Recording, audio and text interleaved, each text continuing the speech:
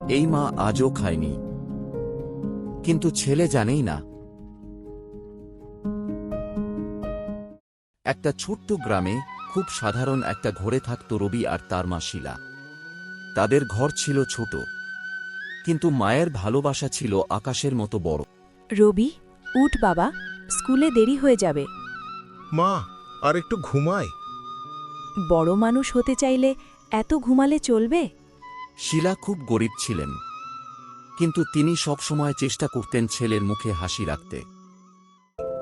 মা, তুমি খাচ্ছ না? আমি পরে খাবো বাবা, আগে তুমি খাও। রবি জানত না, মা প্রায়ই না খেয়ে এই দিন কাটাতেন। রবি ছোট থেকেই বড় স্বপ্ন দেখত। বড় হয়ে কি হবে রবি?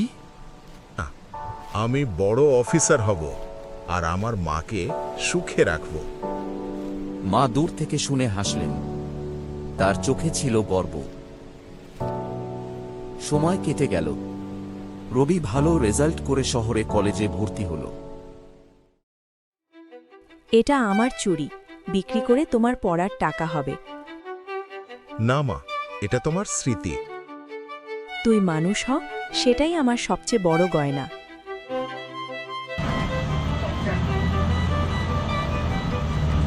কয়েক বছর পরে রবি একটা বড় চাকরি পেল। তার জীবন হয়ে গেল খুব ব্যস্ত। বাবা, কেমন আছিস? ভালো মা, একটু ব্যস্ত আছি, পরে কথা বলি। প্রথমে প্রতিদিন ফোন হতো, তারপর সপ্তাহে একবার, তারপর মাসে একবার। একদিন শিলা খুব অসুস্থ হয়ে পড়লেন। বাবা, যদি সময় পাও একবার আসবি?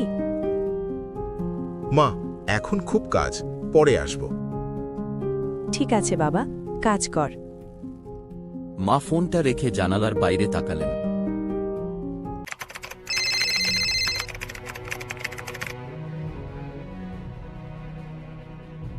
রবি, তোর মা আর নেই।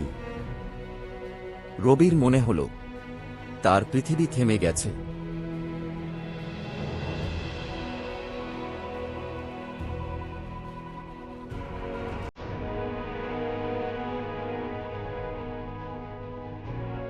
ঘরটা আগের মতোই আছে, শুধু মায়ের কণ্ঠ নেই।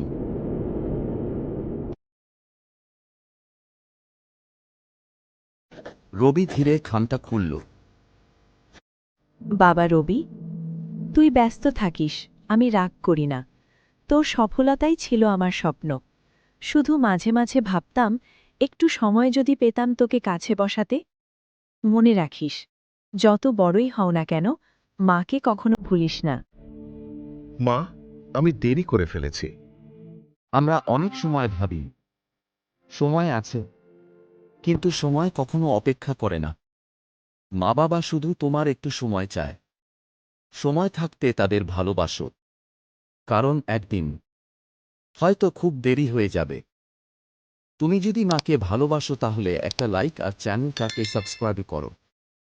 বিশ্ব কার্টুনে আপনাকে স্বাগতম।